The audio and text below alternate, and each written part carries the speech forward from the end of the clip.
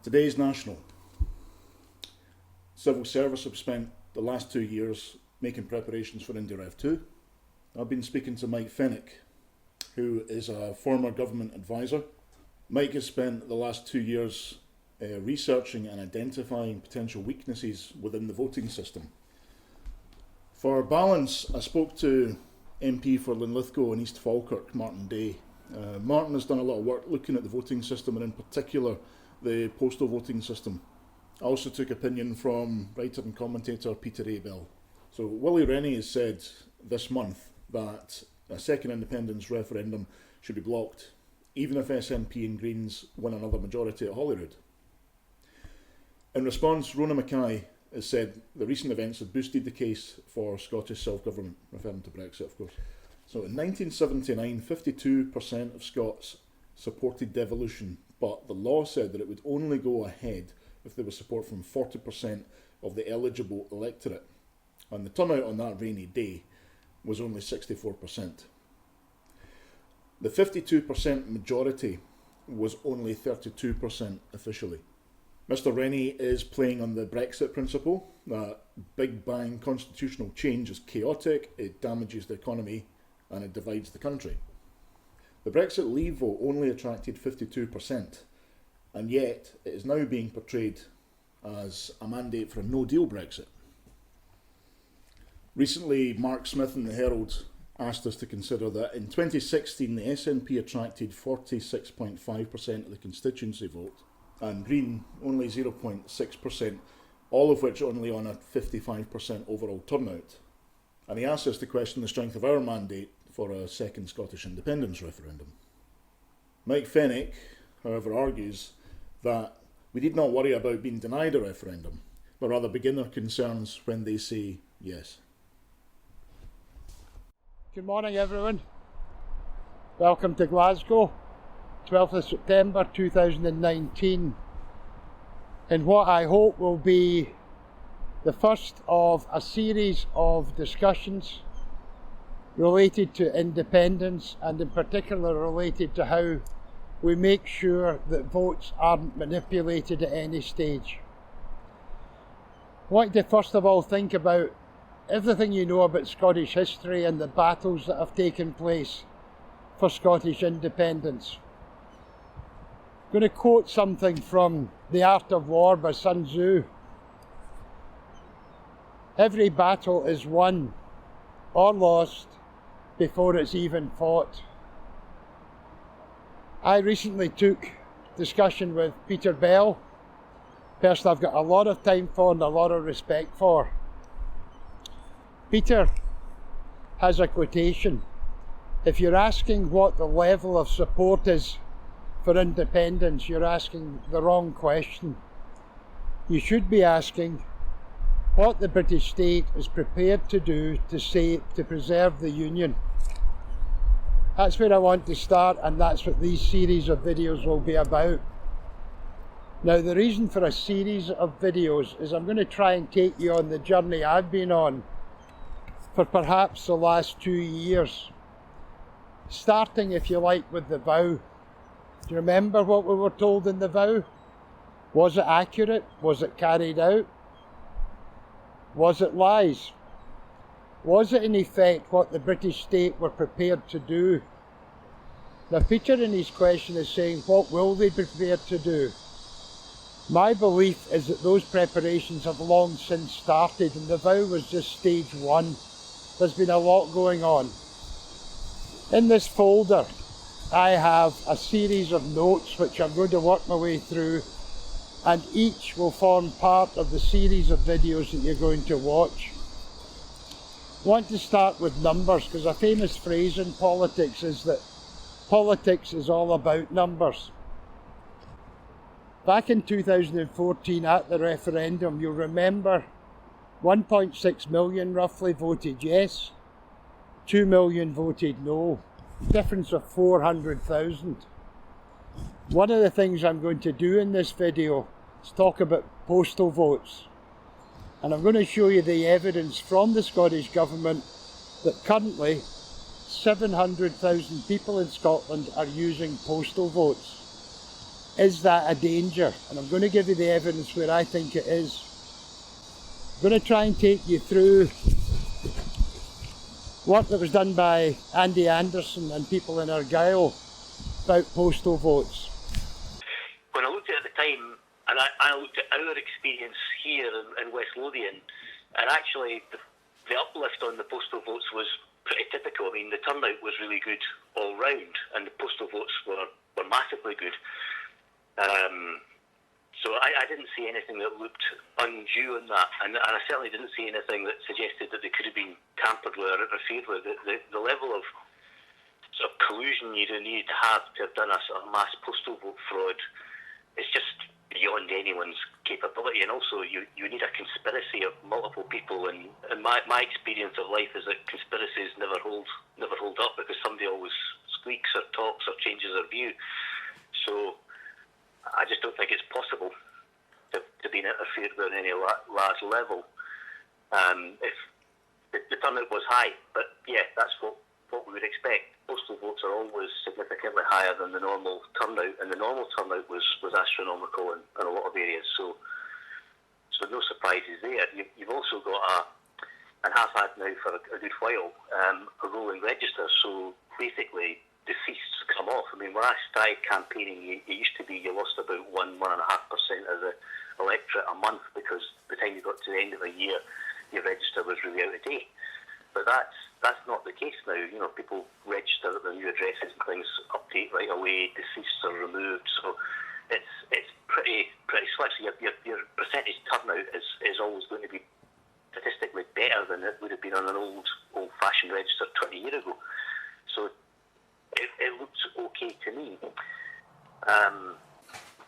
Right. Yes, that's entirely possible. Like I say, there's the possibility of vulnerabilities.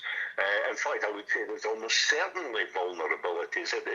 There's no such thing as 100% security, and that necessarily implies that there must be vulnerabilities. But you cannot logically go straight from an alleged vulnerability or a particular incident straight to systematic interference. Right, supposing that's 96% turnout figure, I suppose that it does signify some kind of interference. It is one instance, and I'm not entirely sure. It's not 100% proved that it does signify interference. It merely suggests interference. But to go straight from that to systematic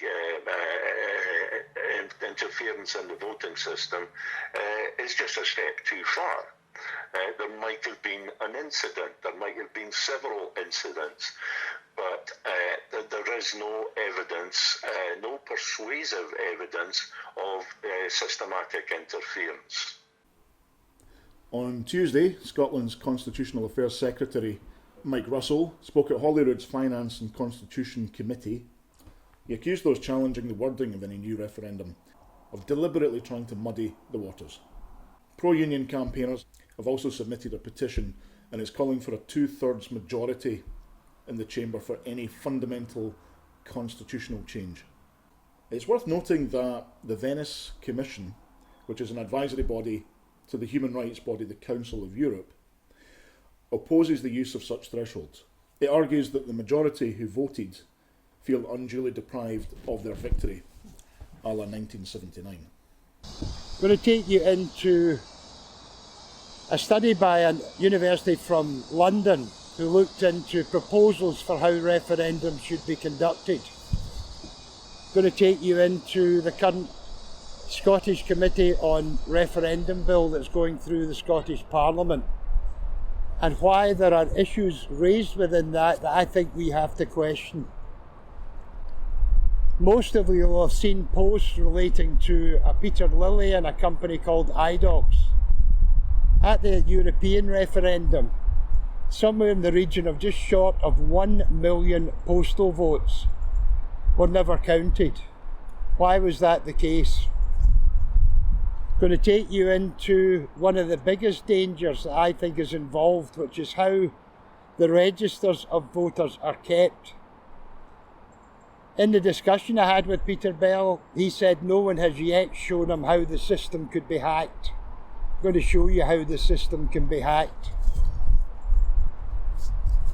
Cyber security, I'm going to take you into the elections in the USA and a report from a US Senator, Angus King, who is talking about how Russian hacked into systems in France, in Germany.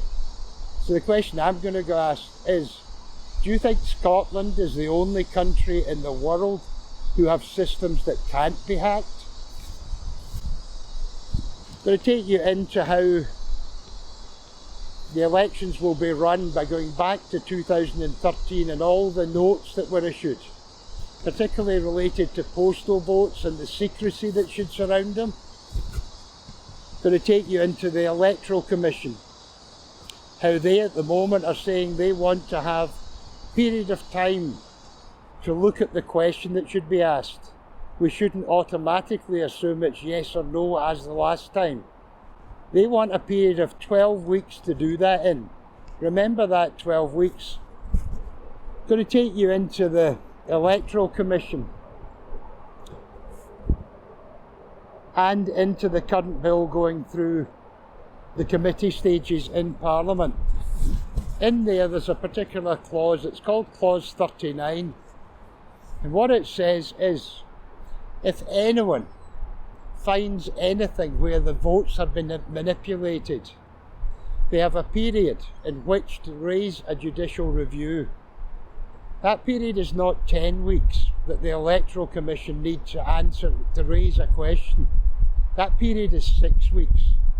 Just 6 weeks. Go beyond the 6 weeks, doesn't matter the evidence you have. You're out of time. I want to remind you of the amount of money that Alex Salmond was given for a judicial review. £500,000. So if the referendum had happened yesterday and someone in Scotland has got verifiable evidence of some manipulation of that referendum vote, starting today they have to engage a QC, put a petition into the Court of Session, raise £500,000, and they've got 6 weeks to do all that in. Something's wrong. You know, that seems a fair concern from there, although the logistics of how would you run a voter fraud on postal votes. Each of the DROs sends out a letter to the postal voter telling them they've received their application. So if you're putting in fraudulent applications, say, the person would get this letter and somebody would think, well, I've not applied for a postal vote, even if other folk didn't think that, and something would be flagged up. But let's assume that the postal votes that are in are accurately applied for. They've all got personal identifiers at a level that we don't have for the physical voting. So there's an argument that the postal voting is more secure than somebody turning up at a polling station, because you've got to fill in a form at least every 5 years, giving an updated signature and your date of birth. And those two checks are made on the declaration that goes back with your postal vote.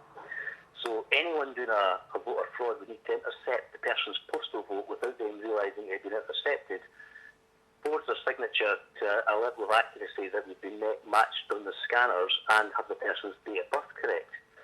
And when you think of that, it's impossible for somebody to have intercepted any significant number of ballots. You know, you would need to have had collusion at so many different levels, from the issuing of the postal vote to the postal workers to the people receiving them, wherever they're going. You know, so then if you were trying to intercept them at the receiving end, you need to have duplicate ballots with the correct barcodes. It'd be beyond logistical, conspiracy, I think. Absolutely, they're prepared to do anything. The union underpins the structures of power and privilege and patronage which define and constitute the British state. So they're obviously prepared to do anything to preserve the union. But that doesn't mean to say that they can do anything anything. They don't have. That doesn't mean to say that they have the capacity to do just anything. We might well imagine that they have the power to fix referendums and elections, but my point is that there is no evidence of that, and from what I know of the electoral system, rigging in any part of it would be very difficult. I mean, always when I talk about rigging, I am talking about interference such as to purposefully affect the outcome. And that is an important thing. There might be single instances of interference here and there, but are they big enough? Are they systematic enough to affect the outcome? That is the point, and I see no evidence of that. Constant vigilance is the order of the day. I mean, constant vigilance is absolutely necessary. We should always be seeking to improve the electoral system. We should always be seeking to improve every aspect of the democratic process. I simply argue that we do ourselves no favours by creating wild stories about systematic interference in the voting system, in the electoral system, because people have to have faith in that. People have to have faith in the system. If we expect people to turn out and vote, if we expect them to participate, if we expect them to engage, it makes no sense whatsoever to be undermining their faith in the system unless we have very good reason for doing so. I have yet to see any good reason for people not having faith in the voting system that we have at present.